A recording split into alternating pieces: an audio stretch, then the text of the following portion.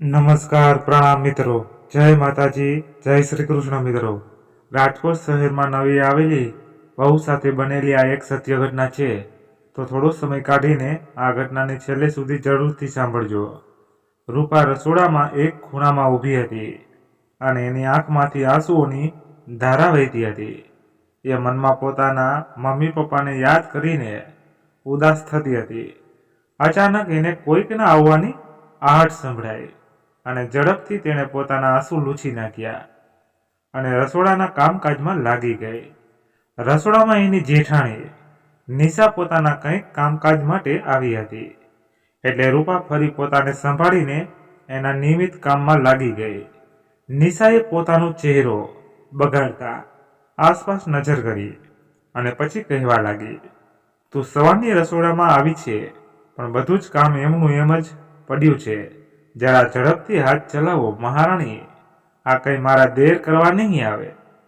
આટલું કહી એ પોતાની કંઈક વસ્તુ લઈને રસોડામાંથી બહાર નીકળી ગઈ અને રૂપા રસોડાના કામમાં સતત વ્યસ્ત રહી.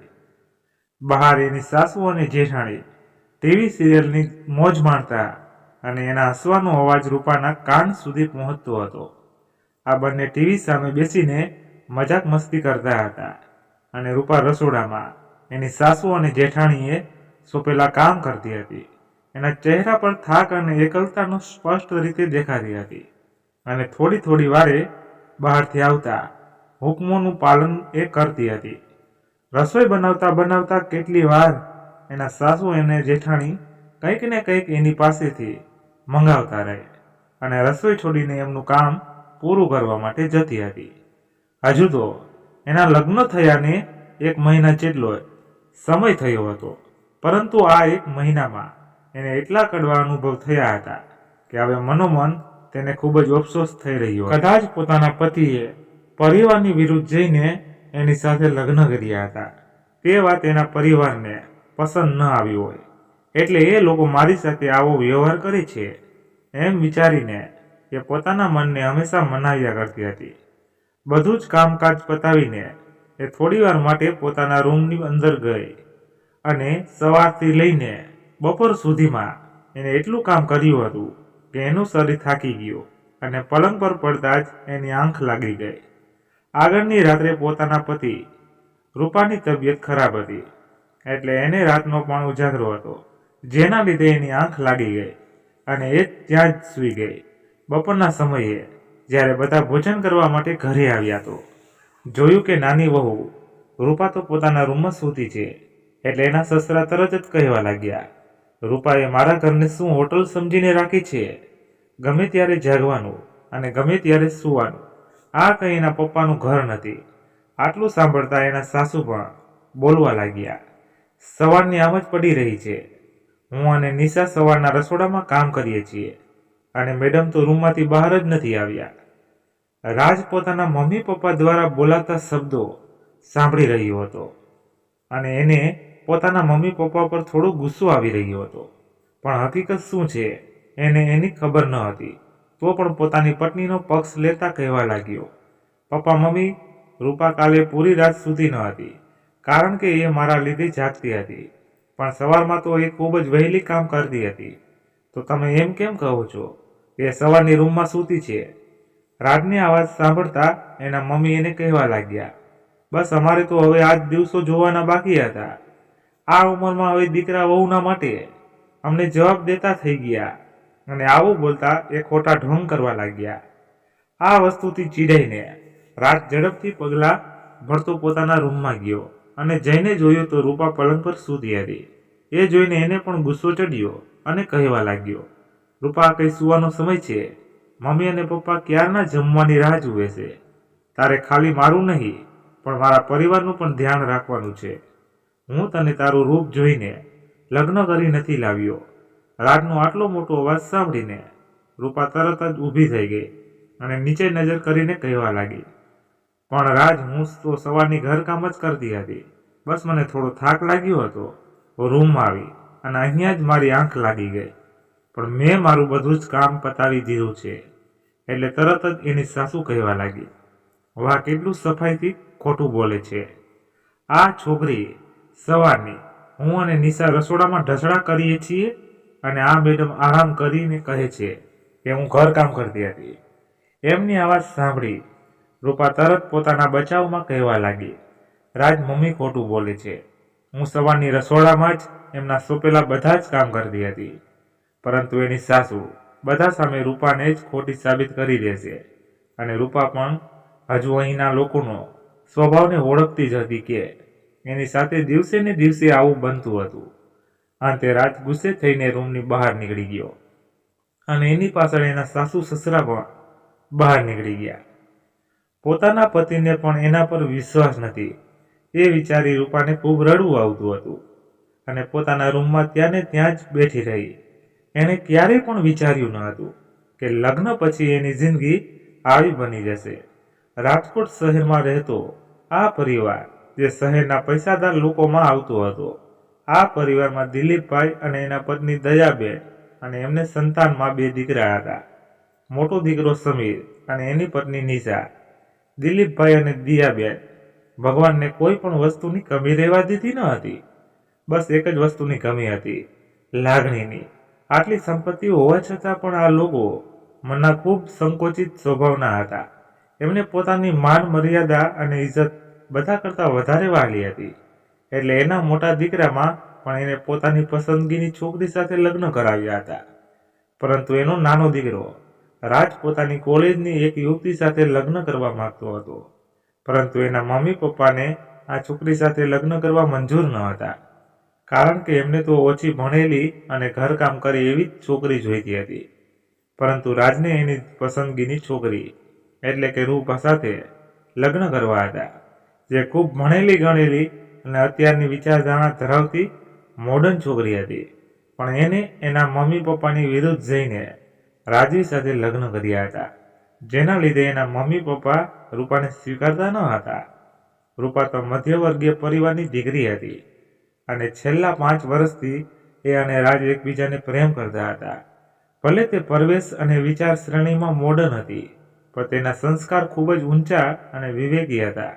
એનું સાફ હૃદય જ રાજને એના પ્રત્યે લાગણી ઉપજાવતું હતું. રૂપાએ પણ પોતાના પરિવારની વિરુદ્ધ જઈને રાજ સાથે લગ્ન કર્યા હતા અને લગ્ન કર્યાને થોડા દિવસો બાદ રૂપાના પપ્પાએ આ બંનેને સ્વીકારી લીધા હતા. રૂપા તો મધ્યમ પરિસ્થિતિમાં પણ ખૂબ લાડકોડથી મોટી થઈ હતી અને આજ સુધી એના ઘરમાં એને ઊંચા અવાજે પણ કોઈએ કંઈ કહ્યું ન હતું.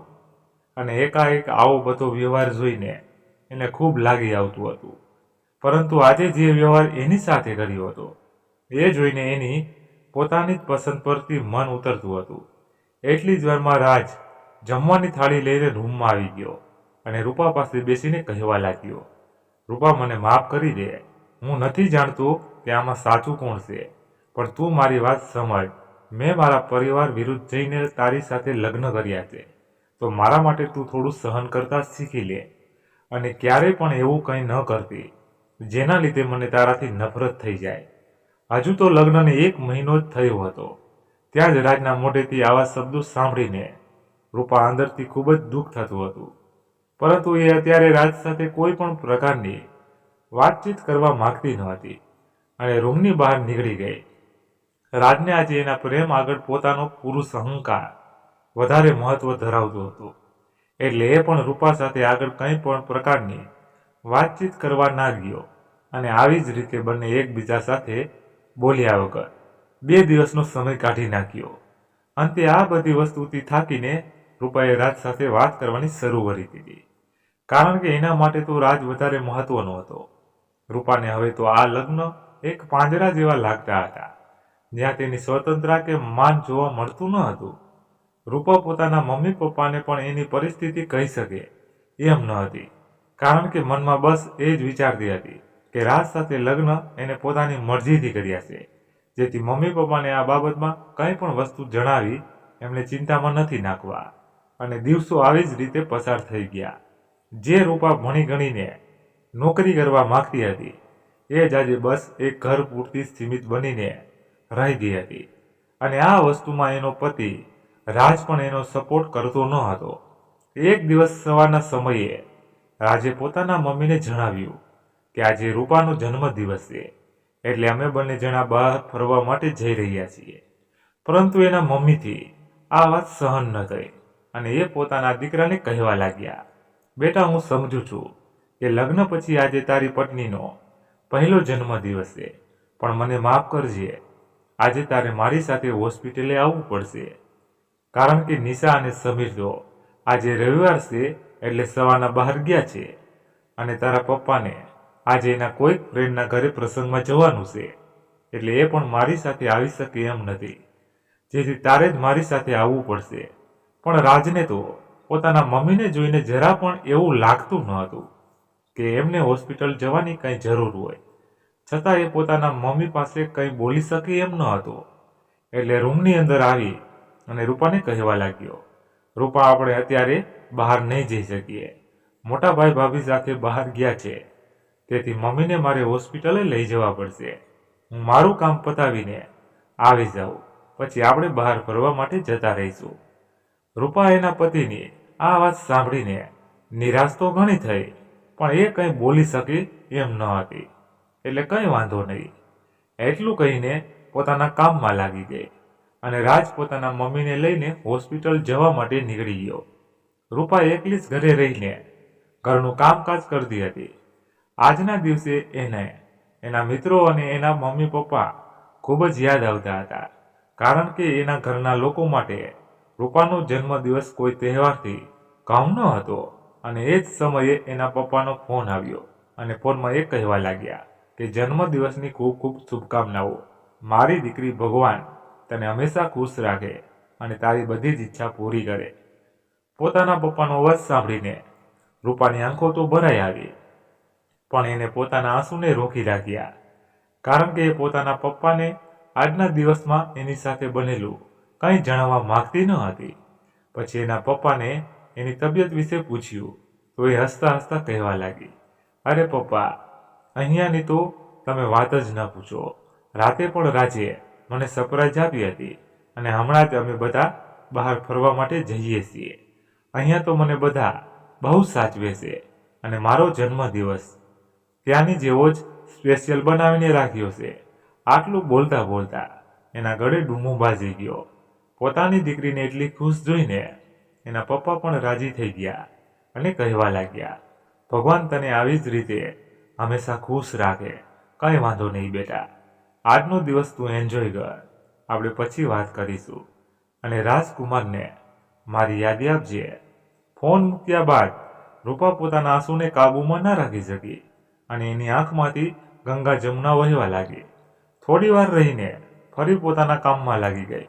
રાજ અને એના સાસુને ગયાના ઘણો સમય વીતી ગયો હતો. એ લોકો ઘરે પાછા આવ્યા ન હતા. પછી તો રૂપાએ આજના દિવસની બધી આશાઓ છોડી દીધી અને પોતાનું મન પરોવવા માટે બીજી પ્રવૃત્તિઓમાં લાગી ગઈ. થોડી વારમાં જ રાજ અને એની સાસુ ઘરે આવી ગયા અને એને આવતા જોઈ રૂપા મનમાં ખુશ થઈ ગઈ કે હવે પોતે આ ઘરની બહાર ક્યાંય ફરવા જઈ શકશે અને આજનો દિવસ એ રાજ સાથે પસાર કરી શકશે. પરંતુ જેવી એને દરવાજા સામે નજર કરી તો રાજ અને એની સાસુ સાથે એની સાસુના બહેન અને બનેવી પણ હતા. એમને આવતા જોઈને રૂપા એમને આવકારો આપ્યો અને પગે લાગી. રૂપાને તો આ મહેમાનોના આવવાથી કંઈ ખબર ન હતી, એટલે એમ જ એમણે પૂછવા લાગી, માસી, તમે આમ અચાનક અહીંયા? રૂપા તો સામાન્ય રીતે પોતાના માસીને આવું જ પૂછતી હતી, પણ એની સાસુને આ વાત પસંદ ન આવી અને બધા વચ્ચે એ રૂપાને કહેવા લાગી, હવે અમારા ઘરે આવવા માટે પણ શું તારી પરવાનગી લેવી પડશે? આ સાંભળી આવેલા મહેમાનો પણ હસવા લાગ્યા અને રૂપા બસ નીચું જોઈને ઊભી રહી ગઈ.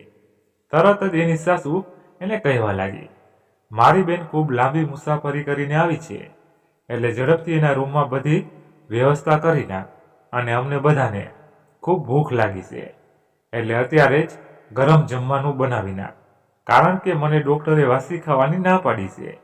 એટલે રૂપા તરત જ પોતાની સાસુનું આજ્ઞાનું પાલન કરતા એના માસીજી માટે રૂમમાં બધી વ્યવસ્થા કરવા માટે નીકળી ગઈ.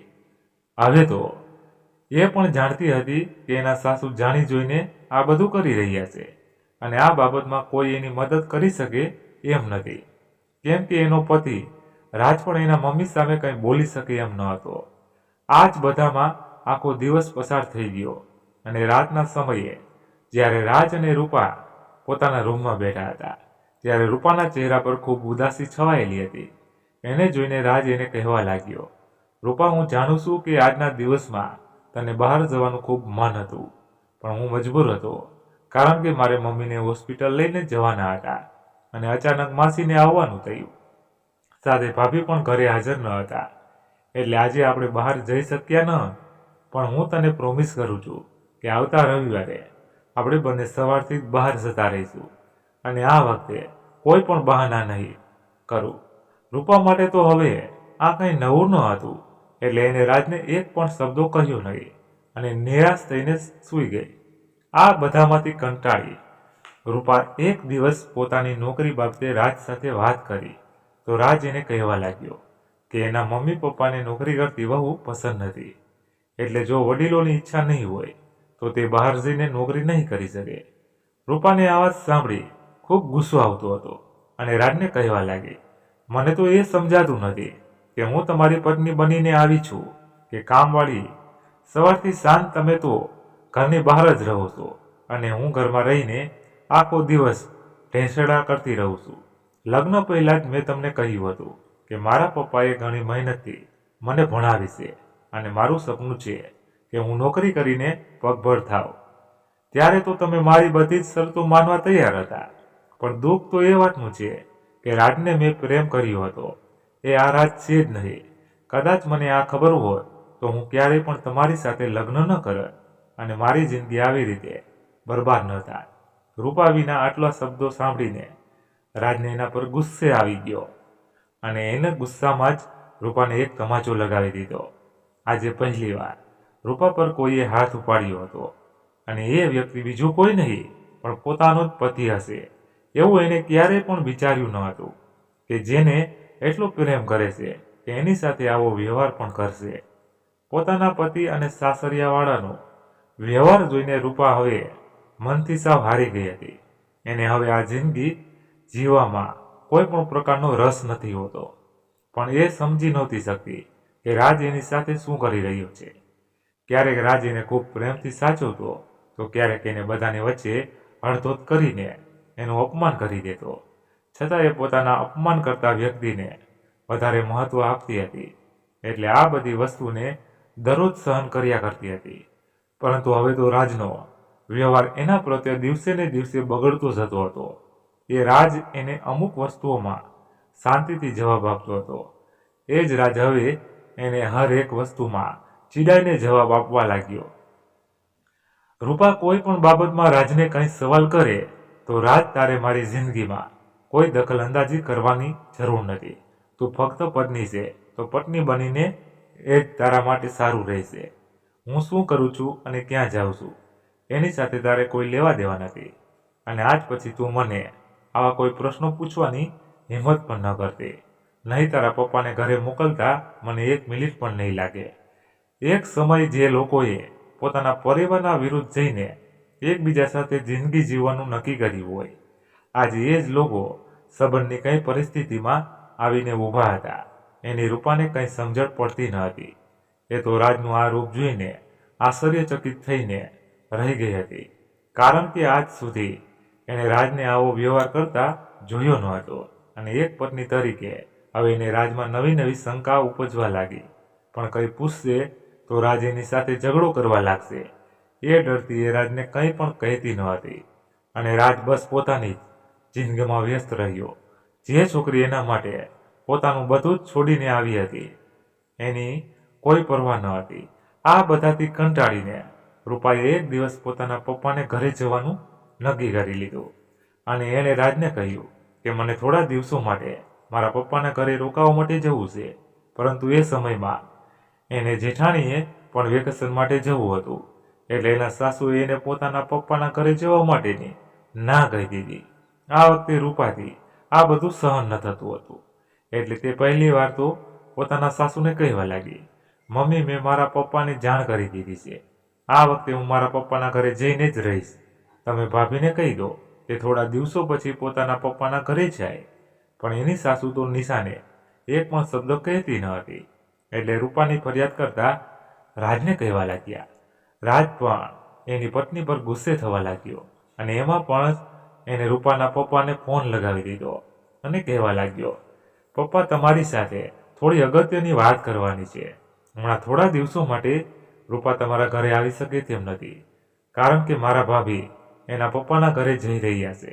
એમના પપ્પાની તબિયત હમણાં થોડી ખરાબ રહે છે, જેથી એ એમને મળવા માટે જવા માંગે છે. પણ રૂપા એવી જીદ લઈને બેઠી છે કે આજે જ પોતાના ઘરે રોકાવા માટે જશે. હવે તમે જ એને સમજાવો.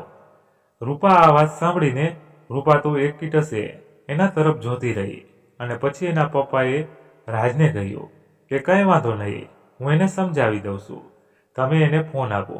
એટલે રાજે ફોન રૂપાના હાથમાં આપ્યો.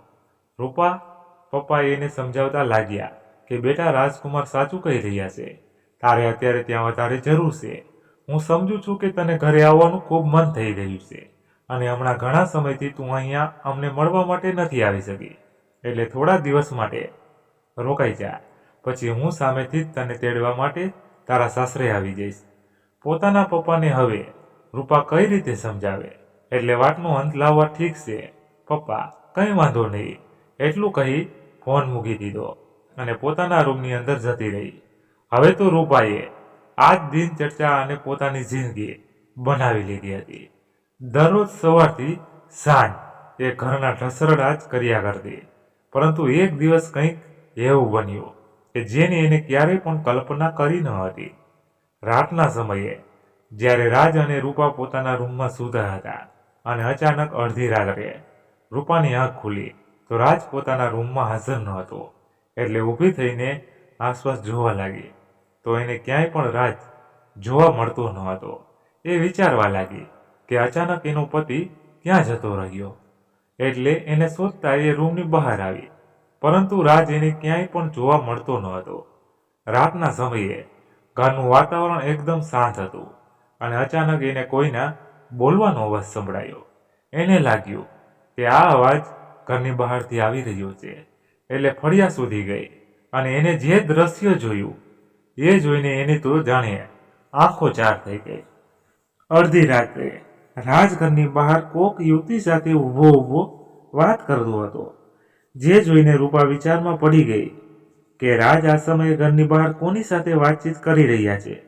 પણ તરત જ એને આગળના દિવસો યાદ આવ્યા, જ્યારે એને રાજ પર શંકા થઈ હતી અને બંને વચ્ચે ઝઘડો થયો હતો. એટલે આ વખતે એ કોઈ પણ પ્રકારની વાતચીત કર્યા વગર સાચી હકીકત શું છે એ જાણવા માંગતી હતી. એટલે ફરી એ પોતાના રૂમની અંદર જઈને સુવાનું નાટક કરવા લાગી. બીજા દિવસે દરરોજની જેમ એના પતિનું ટિફિન બનાવીને ઘરકામમાં લાગી ગઈ અને હવે એને રાજ સાથે કોઈ પણ પ્રકારની વાતચીત કરવામાં રસ ન હતો. પછી એને રાજ ઉપર ધ્યાન રાખવાનું શરૂ કર્યું, કારણ કે જાણવા માંગતી હતી કે રાજ એની સાથે શું કરી રહ્યો છે. પરંતુ મનોમન તો એ પણ જાણતી હતી કે નક્કી રાજ કોઈ બીજી યુવતીના ચક્કરમાં આવી ગયો છે. રાજ પોતાના હર એક વ્યવહારમાં રૂપાને બદલાયેલો લાગતો હતો અને રૂપાને આ વસ્તુ અંદરથી તોડતી હતી. પણ એ રાજને કંઈ કહેતી ન હતી કે બસ એ જોવા માંગતી હતી કે એનો પતિ કઈ હદ સુધી જઈ શકે છે. રાતના સમયે બધા સૂઈ જાય પછી રાજ પોતાની ફોન લઈને ઘરની બહાર જઈને કલાકો સુધી ફોનમાં વાતો કર્યા કરતો અને આ જ કાર્યક્રમ દરરોજ માટે શરૂ થઈ રહ્યો. હવે તો રૂપાને પૂરી રીતે ખબર પડી ગઈ હતી કે એનો પતિ કોઈ બીજી સ્ત્રીના પ્રેમમાં પડી ગયો છે. એટલે એની જ ઉપાધિમાં તે પોતાની જાતને વધારે ને વધારે દુઃખ પહોંચાડતી હતી. સાસરામાં બીજા બધાનો ત્રાસ એક તરફ અને એના પતિનું દુઃખ એક તરફ. હવે તો રૂપાને કોઈ પણ તરફ રસ્તો દેખાતો ન હતો. એને રાજ એનાથી એકદમ વિરુદ્ધ વ્યવહાર કરવા લાગ્યો. એ બધાની સામે રૂપાની એટલી સાર સંભાળ રાખે કે કોઈ જોઈ ન કહે કે રાજ કોઈ એવા અવળા રસ્તા પર ચડ્યો હશે. રૂપા જેવી ભોળી અને માસૂમ છોકરી રાજના ખોટા પ્રેમ જાળમાં ફસાઈ ગઈ હોય એવું એને લાગી રહ્યું હતું. એ દિવસોમાં આ બંનેના લગ્નને 3 વર્ષો પૂરા થઈ ગયા હતા, જેને લઈને આ બંનેના ચહેરા પર કોઈ હરખ દેખાતો ન હતો. દરરોજની જેમ રાજ તો પોતાના ઓફિસ પર જવા માટે નીકળી ગયો. એક સમય હતો જ્યારે આ બંનેમાં લગ્ન નહોતા થયા ત્યારે એ બંને પોતાની હર એનિવર્સરી એકબીજાને સરપ્રાઈઝ આપીને આ દિવસની યાદગારી ભરી ઉજવણી કરતા હતા. અને આજે બંને એકબીજા સાથે સરખી રીતે વાતચીત પણ કરતા ન હતા. રૂપા તો ઘણા સમયથી ઘરની અંદર જ રહી હતી અને એનો પતિ રાજ એને ક્યાંય પણ બહાર લઈ જતો ન હતો. એ તો હવે જાણે પોતાના અને એકલી જિંદગી જીવવા લાગ્યો હોય એવું જ લાગતું હતું. બપોરના સમયે જ્યારે રૂપા રસોડામાં કંઈક કામકાજ કરી રહી હતી ત્યારે અચાનક એનો એવો વિચાર આવ્યો કે કદાચ હું રાજ માટે કંઈક સરપ્રાઈઝ તૈયાર કરું અને એને અમારો જૂનો પ્રેમ યાદ આવી જાય તો અમારી વચ્ચે બધું જ પહેલા જેવું થઈ જાય. પણ એ વાતથી સાવ અજાણ હતી કે હવે રાજને એની સાથે કોઈ પણ પ્રકારના લેવા દેવા ન હતા. એ તો બસ એમ સમજીને પોતાને મનને મનાવતી હતી કે આજકાલ બધા પુરુષો પત્ની હોવા છતાં પણ સ્ત્રીમાં નજર રાખતા હોય, પણ એ પોતાની પત્નીને પણ પ્રેમ કરતા હોય છે. એટલે એને પોતાના મનને આવા ખોટા દિલાસા આપીને રાજને કંઈક સરપ્રાઈઝ આપવાનું નક્કી કર્યું. એને થયું કે રાજને ભાવતી ખીર હું એની માટે બનાવીને એના ઓફિસ સુધી પહોંચી જાઉં. પછી બંને જણા બહારથી જમવા માટે જતા રહીશું અને આજનો દિવસ એકબીજા સાથે પસાર કરીશું. ઘરના બધા કામકાજ પતાવીને બપોરના સમયે જ્યારે બધા જમીને પોતાના રૂમમાં સૂવા જતા રહ્યા ત્યારે રૂપા કોઈ પણને કહ્યા વગર ઘરની બહાર નીકળી ગઈ, જેથી તે પોતાના પતિને આજના દિવસે સરપ્રાઈઝ આપી શકે. હરખાથી એ પોતાના પતિ માટે ખીર બનાવીને ઓફિસ સુધી પહોંચી ગઈ અને ત્યાં જઈને જોયું તો રાજ ઓફિસેથી બહાર જમવા માટે નીકળી ગયો હતો. એ થોડી વાર માટે તો વિચારમાં પડી ગઈ કે કારણ કે સવારમાં જ એણે રાજને ટિફિન બનાવીને આપી દીધું હતું. પછી એને કોઈ પણને રાજ વિશે કંઈ પૂછ્યું નહીં અને શાંતિથી ઓફિસની બહાર નીકળી ગઈ. જેવી રીતે બહાર નીકળી કે ગેટ પર વોચમેનને ઊભો રાખી અને કહેવા લાગ્યા, બેટા તું મારા માટે દરરોજ જમવાનું મોકલે છે, તને મારા આશીર્વાદ છે. હે ભગવાન હંમેશા તને ખુશ રાખે. વોચમેન કાકાની વાત સાંભળીને રૂપા થોડી વાર માટે તો વિચારમાં પડી ગઈ કે કાકા શું બોલી રહ્યા છો? હું તો ક્યારેય પણ એમના માટે જમવાનું મોકલતી નથી, તો એ શા માટે મને આવું કહી રહ્યા છે? અને એની નજર કાકાની બાજુમાં પડેલા ટિફિન પર ગઈ. એ જ ટિફિન હતું જે દરરોજ રાજ માટે બનાવતી હતી. અને પછી તો એ સમજી ગઈ કે રાજ દરરોજ પોતાનું ટિફિન આ કાકાને આપી દેતા હશે. વોચમેન કાકા તો રૂપાને બહુ પહેલાથી ઓળખતા હતા. જ્યારે એના પતિ રાજની નવી આ કંપનીમાં જોબ લાગી હતી ત્યારે રૂપા અને રાજના લગ્ન થયા ન હતા અને દરરોજ સાંજના સમયે આ બંને એની ઓફિસની બહાર જ એકબીજાને મળતા હતા. એટલે રૂપાએ વોચમેન કાકાને પૂછી લીધું, કાકા તમને રાજ દરરોજ સમયસર ટિફિન આપી જાય છે ને? અને રાજ અત્યારે ઓફિસે નથી દેખાતા. રૂપાના વળતા જવાબમાં વોચમેન કાકા એને કહેવા લાગ્યા, હા બેટા, સાહેબ રોજ મને ટિફિન આપી દે છે અને એ તો મને એમ કહેતા હતા કે દરરોજ બપોરે પોતાના ઘરે જમવા માટે જાય છે. એ એવું કહેતા હતા કે તમે પણ અહીંયા બાજુની જ કંપનીમાં નોકરી કરો છો, એટલે બંને જણા બપોરના સમયે એક સાથે જમવા જાવ છો. એમની વાત સાંભળીને રૂપાને ખબર પડી ગઈ કે રાજે વોચમેન કાકાને બધું જ ખોટું કહ્યું છે, પણ એ દરરોજ બપોરના સમયે ક્યાં જાય છે એની એને કંઈ ખબર ન હતી. પછી તો એને થયું કે હવે જેમ છે એમ જ રહેવા દેવું જોઈએ અને ફરી પોતાના ઘરે જવા માટે નીકળી ગઈ. રસ્તામાં અચાનક એની નજર એક ગાડી પર પડી અને એને જરા ઝીણી આંખો કરીને જોયું તો એ ગાડી એના પતિ રાજની હતી. આસપાસ નજર કરી તો ગાડીની અંદર પણ કોઈ દેખાતું ન હતું અને આગળની તરફ એક રેસ્ટોરન્ટ હતું. જેથી એને એવો વિચાર આવ્યો કે રાજને મારા હાથનું બનાવેલું જમવાનું નહીં ભાવતું હોય એટલે દરરોજ અહીંયા આવીને જ જમતા હશે. પણ એના હાથમાં રહેલ ખીરનો ડબ્બો જે આજે રાજને આપવા માટે આવી હતી એટલે થયું કે એકવાર અંદર જઈને જોઈ લો. જો રાજ ત્યાં હોય તો હું એને આ ખીર આપીને નીકળી જઈશ. એટલે રેસ્ટોરન્ટની અંદર ગઈ અને એને જોયું તો એનો પતિ ખૂણાના એક ટેબલ પર બેઠો હતો.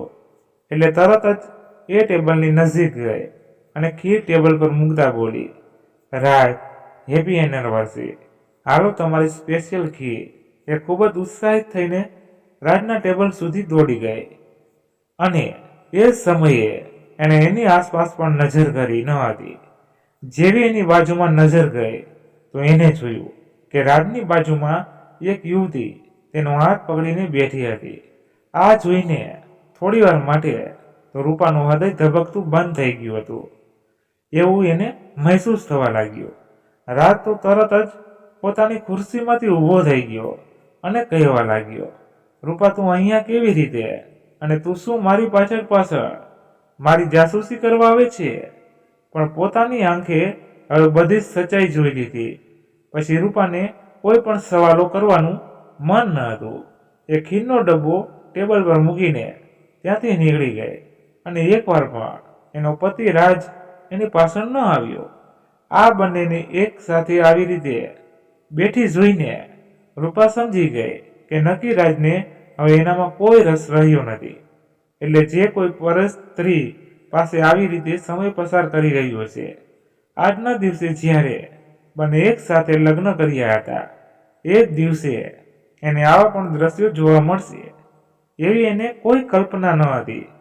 પછી તો એ તરત જ એ રેસ્ટોરન્ટની બહાર નીકળી ગઈ અને ઓટોમાં બેસીને પોતાના ઘરે જવા માટે રવાના થઈ ગઈ. ખબર નહીં કેમ આજે એને પોતાનું હૃદય પથ્થર બની ગયું હોય એવું લાગતું હતું. કારણ કે રાજ સાથે લગ્ન કર્યા પછી એને ન જાણે કેટલા દુઃખો વેઠ્યા હતા. એ બસ એનું પોતાનું મન જ જાણતું હતું અને આ દર્દે કોઈ પણ બીજા વ્યક્તિને કહી શકે એમ ન હતી. ઘરે પહોંચીને તરત જ પોતાના રૂમની અંદર જતી રહી અને પલંગ પર જઈને બેસી ગઈ. અત્યાર સુધી રોકી રાખેલું દુઃખ એની આંખોમાંથી પાણીના પૂરની જેમ આંસુઓથી થકી વહેવા લાગ્યું. એ એટલું રડતી હતી કે સરખી રીતે શ્વાસ પણ લઈ શકી એમ ન હતી. બસ એ જ અફસોસ થતો હતો કે જિંદગીમાં એને આવડી મોટી ભૂલ કરી દીધી છે. એની પોતાની જિંદગી બરબાદ થઈ ગઈ અને એને પોતાનું કોઈ પણ પ્રકારનું અસ્તિત્વ આ ઘરમાં દેખાતું નથી. એક તરફ પપ્પાને દુઃખ ન થાય એટલે અહીંયાથી રહીને આ બધું સહન કરવું જોઈએ એવો વિચાર આવે અને બીજી તરફ આ બધું મૂકીને પોતાના પપ્પા પાસે જતું રહેવું જોઈએ એવો વિચાર એને આવતો હતો.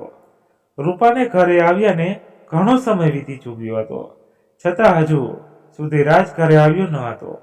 કોઈ માણસ એટલો પણ સ્વાર્થી હોઈ શકે એની રૂપાને ખબર ન હતી. પણ હવે એના આવવાની પણ કાંઈ ફરક પડવાનો ન હતો.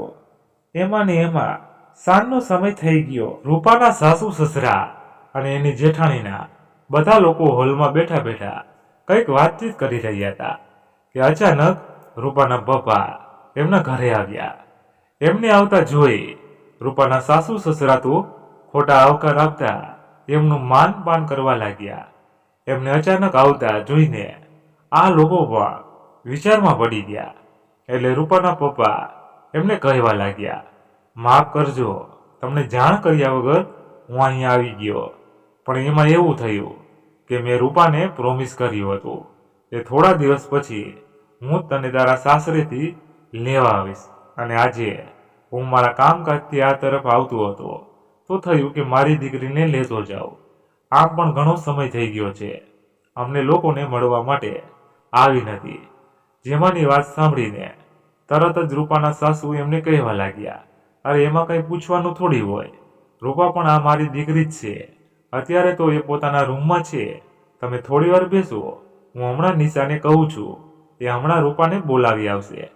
આટલું કહી એની સાસુએ નિશાને ઈશારો કર્યો અને નિશા રૂપાને બોલાવવા માટે એના રૂમ તરફ ગઈ.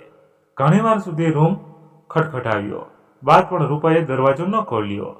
એટલે નિશા પણ તરત જ પાછી આવી ગઈ અને કહેવા લાગી કે રૂપા તો દરવાજો નથી ખોલતી.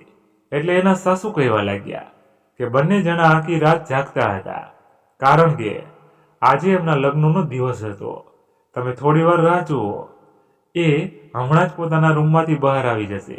રૂપાના પપ્પાને આવ્યાને ઘણો સમય થઈ ચૂક્યો હતો અને હવે એમને પણ ઘરે જવા માટે મોડું થતું હતું.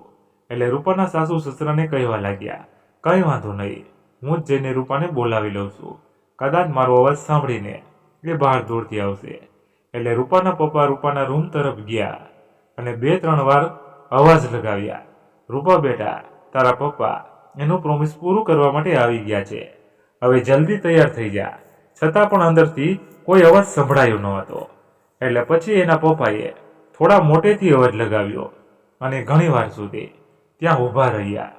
છતાં રૂપા પોતાના રૂમમાંથી બહાર ન આવી. એટલે એના પપ્પા રૂપાના સાસુ સસરાને પણ બોલાવી લાવ્યા. પછી તો બધા લોકોએ થઈને રૂપાને બોલાવવાની કોશિશ કરી, પણ અંદરથી કોઈ પણ પ્રકારનો અવાજ આવતો ન હતો.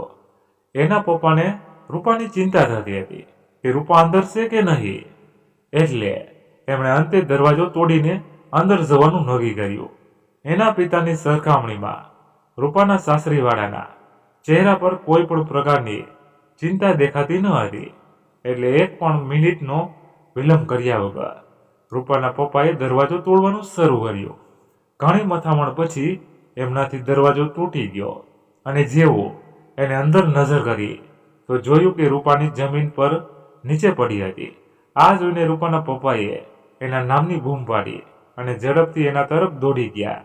એ પોતાની દીકરી શું કામ બેહોશ થઈ ગઈ છે એ ચિંતામાં જલ્દી ડોક્ટરને બોલાવો, જલ્દી બોલાવો એવી બૂમો પાડવા લાગ્યા. એમણે રૂપાને જગાડવાની ઘણી કોશિશ કરી, પણ રૂપા તરફથી કોઈ પણ હલચલ જોવા મળતી ન હતી. તરત જ ડોક્ટરને બોલાવવામાં આવ્યા અને સારવાર કર્યા પછી ડોક્ટરે જે વાત જણાવી એ સાંભળી બધાની આંખો ફાટી ગઈ. ડોક્ટરે જણાવ્યું કે રૂપા હવે આ દુનિયામાં નથી રહી, એ મૃત્યુ પામી છે, એને પોતાનું જીવન ટૂંકાવી દીધું છે. આ વાત સાંભળતા જ રૂપાના પપ્પા પર તો કોઈએ એનું હૃદય બહાર કાઢી લીધું હોય એટલો દર્દ એને થવા લાગ્યો. એમને પોતાની આંખ પર વિશ્વાસ ન હતો આવતો કે એની દીકરીને આવું પગલું ભરી લીધું છે. પથ્થરને પણ પીગાડી દે એવું આંકરાત રૂપાના પપ્પા એની દીકરીને પોતાના ખોળામાં લઈને કરવા લાગ્યા. આસપાસ ઉભેલા એના સાસુ સસરા અને જેઠાણીના પણ હોશ ઉડી ગયા. એટલી જ વારમાં રાજ પણ એના ઘરે આવી પહોંચ્યો. પોતાના સસરાને આવેલા જોઈ એ પહેલા તો સમજી ગયો કે રૂપાએ એના પપ્પાને આ બાબતમાં વાત કરવા માટે બોલાવ્યા છે.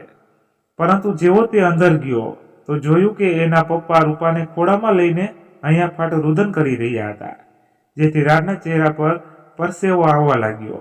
એને પણ નબળા વિચારો આવવાના શરૂ થઈ ગયા.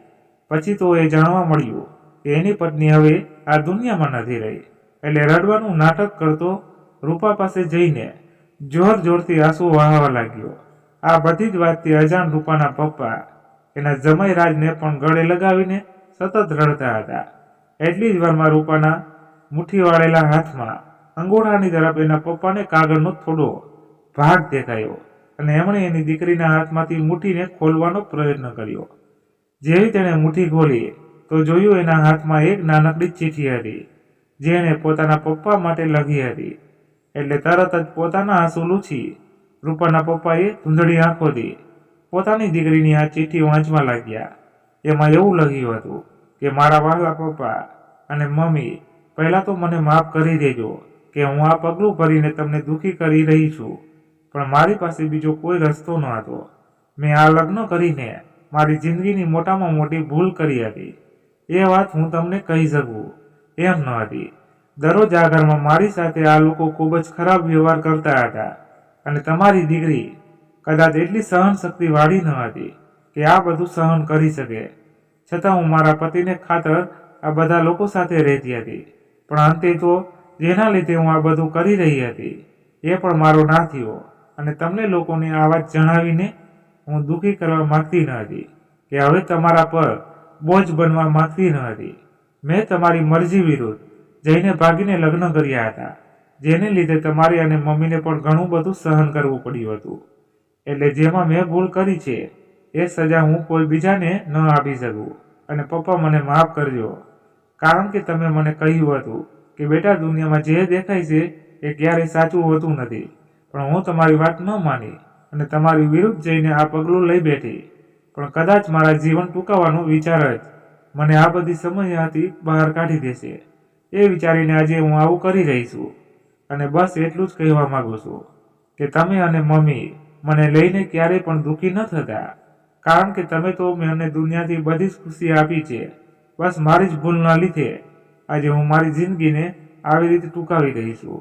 અને એ પણ વિનંતી કરું છું કે જ્યારે તમને આ વાતની ખબર પડે ત્યારે તમે પોતાને દોષ ન દેતા અને મારા સાસરિયાવાળા લોકોને પણ કંઈ ન કહેતા. તમારું અને મમ્મીનું ધ્યાન રાખજો. આટલું વાંચતા રૂપાના પપ્પા એની દીકરીની આ છેલ્લી લખેલી ચિઠ્ઠીને પોતાના છાતીએ લગાવીને આંક્રત કરવા લાગ્યા. એ બસ રૂપાને પોતાના ખોળામાં લઈને એક જ શબ્દ બોલતા રહ્યા, મારી દીકરી, તે એકવાર તો તારા પપ્પાને વાત કરી હોત, હું બધું જ સરખું કરી દે, પણ તે તો તારા પપ્પાને એટલા પારકા કરી દીધા કે એકલી રહીને જ આવું બધું સહન કરતી રહી. પણ હવે મને માફ કરજે, હું તારી વિનંતી નહીં સાંભળી શકું. આવું બોલતા એને ગુસ્સાભરી નજરથી રાજ સામે જોયું અને ત્યાંથી ઊભા થઈને રાજને 2-3 તમાચા લગાવી દીધા. ત્યાં ઉભેલા તમામ લોકો પણ ધ્રુજવા લાગ્યા, કારણ કે તેમણે સપનામાં પણ નહોતું વિચાર્યું કે જે વહુને તે એટલા ત્રાસ આપતા હતા એ ક્યારેય આવું પગલું ભરશે. પોતાની દીકરીને ખોવાના દુઃખમાં રૂપાના પપ્પા સાવ ગાંડા તૂર બની ગયા હોય એમ કરવા લાગ્યા અને પછી તરત જ એણે પોલીસને ફોન કરી દીધો અને કહેવા લાગ્યા, કદાચ મારી દીકરીએ તો તમને માફ કરી દીધા, પણ હું તમને ક્યારેય પણ માફ નહીં કરું. આ બધું જોઈને તો રાજ એકદમ ગભરાઈ ગયો અને એના સસરાના પગમાં પડી ગયો અને માફી માંગવા લાગ્યો કે પપ્પા, તમને કંઈ ભૂલ થાય છે, તમે એકવાર મારી વાત સાંભળી લ્યો. પણ રૂપાના પપ્પા એની એક વાત પણ સાંભળવા તૈયાર ન હતા અને થોડી જ વારમાં પોલીસ પણ ઘરે આવી પહોંચી. રૂપાના પપ્પાએ પોલીસ ઇન્સ્પેક્ટરને અહીંયાની બનેલી ઘટનાની તમામ વાત કરી અને રૂપા પાસેથી મળી આવેલ ચિઠ્ઠી પણ પોલીસ ઇન્સ્પેક્ટરને જમા કરાવી અને એના સાસરિયાવાળા તમામ લોકો પર રૂપાના પપ્પાએ ફરિયાદ નોંધાવી. બધા જ સબૂત રૂપાના પક્ષમાં હતા, એટલે પોલીસ ઇન્સ્પેક્ટરે એના પતિ રાજ અને એના સાસુ સસરાને જેઠાણીને પકડી લીધા. રાજ પોતાના બચાવ માટે એના સસરાની માફી માંગતો રહ્યો, પણ રૂપાના પપ્પા ઇન્સ્પેક્ટરને બસ એટલું જ કહેવા લાગ્યા કે આ લોકોને કડકમાં કડક સજા થવી જોઈએ. એના માટે હું ગમે તે હદ સુધી પહોંચવા માટે તૈયાર છું. જે લોકોએ મારી દીકરીને શાંતિથી જીવવા ન દીધી એ લોકોનું હું જીવવાનું હરામ કરી નાખીશ. રૂપાના પપ્પાએ પણ ખબર ન હતી કે એ પોતાની દીકરીના દુઃખમાં શું શું બોલી રહ્યા છે. પછી તો પોલીસ ઇન્સ્પેક્ટરે આ બધા જ લોકોની ધરપકડ કરી લીધી અને એમને જેલ હવાલે કરી દીધા. બીજી તરફ રૂપાના પપ્પા ફરી પોતાની દીકરીની આવી હાલત જોઈને શબ્દોમાં વર્ણવી ન શકાય એવી રીતે રડવા લાગ્યા. એમને બસ એ જ અફસોસ થતો હતો કે કદાચ એ દિવસે એને એના જમાઈની વાત ન સાંભળી હોત તો આજે એની દીકરી જીવિત હોત. કદાચ આ બધાથી કંટાળીને એની દીકરી એના ઘરે પાછી આવવા માંગતી હતી, પણ ખોટા સાસરિયાની જવાબદારી સમજવામાં એને પોતાની લાડકમાં એને ખોઈ દીધી હતી. પણ એના પપ્પાએ પૂરી મહેનત કરી કે એની દીકરી સાથે આવું કરનાર લોકોને એ સજા અપાવડાવશે અને કોર્ટ દ્વારા એવો ચુકાદો આપવામાં આવ્યો જેથી રાજ અને એના આખા પરિવારને જેલની સજા ભોગવવી પડી. મિત્રો, આજની આ ઘટના પરથી આપણને ઘણું બધું શીખવા મળ્યું જે આપણે આપણા જીવનમાં અમલવારી કરી શકીએ. રૂપા જેવી અનેક છોકરીઓ જે આવી પરિસ્થિતિમાં અત્યારે જીવે છે, કદાચ એણે એવું ન વિચાર્યું હોત કે એના પપ્પાને દુઃખ પહોંચશે તો આજે એ જીવિત હોત. કારણ કે આજકાલ પ્રેમ લગ્ન કરીને જતી દીકરીઓ માટે એના મા બાપ હંમેશા માટે એના ઘરના દરવાજા બંધ કરી દેતા હોય છે. પણ બધા જ મા બાપને એટલું કહેવા માંગીશ કે તમારા બાળકે જે પગલું ભર્યું છે એ કદાચ ખોટું હશે, પણ જ્યારે તકલીફમાં હોય ત્યારે તેનો સાથ દેવો એમાં બાપની પહેલી ફરજ છે. અને ક્યારેય પણ કોઈ દીકરીએ આવા લોકોથી કંટાળીને પોતાનું જીવન ટૂંકાવવાનો વિચાર ન કરવો જોઈએ. અને ખાસ આવા લોકો માટે જેને તમારાથી કોઈ પણ પ્રકારના લેવા દેવા નથી, જે મા બાપે તમને ખૂબ સંઘર્ષ કરીને મોટા કર્યા હોય, એ મા બાપ સાથે તમે કોઈ બીજા લોકોના લીધે આવું કરો છો તો તમે એમના હૃદયને પણ ઘણું દુઃખ પહોંચાડો છો. તેથી જ્યારે પણ કોઈ મૂંઝવણ હોય તો તમારા મા બાપ સાથે એ બાબતમાં વાતચીત કરો અને કારણ વગરની કોઈ પણ વસ્તુ સહન કરવી ન જોઈએ. તમારા સંસ્કાર ઘણા મહત્વના છે, પણ સંસ્કારમાં એટલા પણ આંધળા નહીં થઈ જવું કે સામેવાળા તમારું શોષણ કરતો રહે પણ તમે કંઈ ન કહી શકો. અને જે લોકો આવી રીતે પોતાની વહુને હેરાન કરે છે એ લોકો એ વાત જરૂરથી યાદ રાખવી જોઈએ કે કોઈ પણના ઘરની દીકરીના આંખમાંથી નીકળેલા આંસુઓનો જવાબ તમારે અહીંયા રહીને જ ચૂકવવાનો છે. જેથી કોઈને એટલું જ દુઃખ પહોંચાડો જેટલું તમારાથી સહન કરવાની તાકાત હોય. અને સંસ્કારી દીકરીના પગલાં જ્યારે કોઈના ઘરમાં પડે તો અંધારિયામાં પણ અંજવાળાઓ ફેરવાઈ જાય છે. પણ આજકાલ લોકો એ દીકરીને અપનાવીને પોતાના વિચારોમાં થોડો બદલાવ પણ નથી કરી શકતા, જેના લીધે અનેક મા બાપને આ પરિસ્થિતિનો સામનો કરવો પડે છે. તેથી ભગવાને પણ એક જ પ્રાર્થના છે કે દરેકના ઘરે એક દીકરી તો જરૂર આપજો, જેથી કોઈ બીજા દીકરીને દુઃખ પહોંચાડવાની કોશિશ ન કરે. વહાલા મિત્રો, આ વાર્તા આપને પસંદ આવી હોય તો ખાસ આપણી આ ચેનલને સબસ્ક્રાઈબ કરવાનું ભૂલશો નહીં, જેથી આવી જ સત્ય ઘટના અને સત્ય ઘટના પર આધારિત કહાની આપને સમયસર સાંભળવા મળતી રહે. તેમજ આ વાર્તા વિશે આપનું શું કહેવું છે તે પણ આપ અમને કોમેન્ટ બોક્સમાં જરૂરથી જણાવો. અને એક લાઈક અને તમારા વધુમાં વધુ મિત્રો સાથે શેર કરજો. ફરી મળીશું મિત્રો કોઈ નવી વાર્તા સાથે. ત્યાં સુધી તમારા પરિવાર સાથે મસ્ત રહો, તંદુરસ્ત રહો. જય માતાજી, જય દ્વારકાધીશ. હર હર મહાદેવ, મહાદેવ, મહાદેવ. જય શ્રી રામ, જય બજરંગબલી. અને આ મિત્રો ખાસ સૂચના, અમારી વાર્તામાં તમને ક્યાંય પણ ભૂલ દેખાણી હોય તો તમે ચોક્કસ કોમેન્ટ કરીને જણાવી શકો છો. અમને પણ આનંદ થશે, અમારી ભૂલ સુધારવાનો અમને પણ મોકો મળશે. અને મિત્રો જેટલો બને એટલો તમે થોડોક વધારે સપોર્ટ કરો.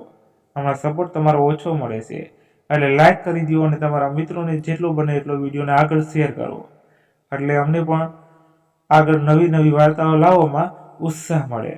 તો મિત્રો ચાલો ફરી મળીએ.